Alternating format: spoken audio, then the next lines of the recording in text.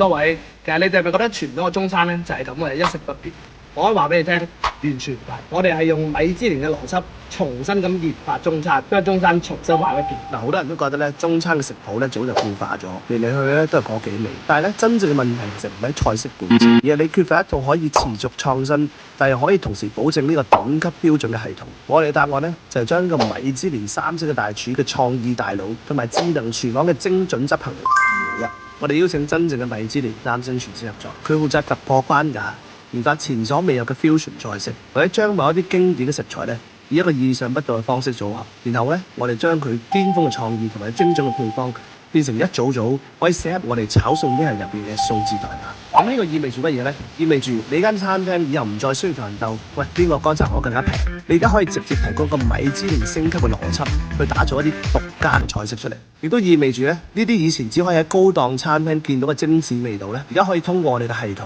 喺你嘅廚房度穩定大量咁複製出嚟，口味、火候、擺盤，次次一模一樣。我哋賣嘅唔單止係一部機器，我哋賣嘅係一個升級嘅創意中央廚房。都係最重要嘅話咧，我哋一定要避免同質化競爭，一定要用創新同標準化嘅方法咧，去定義新一代嘅中餐。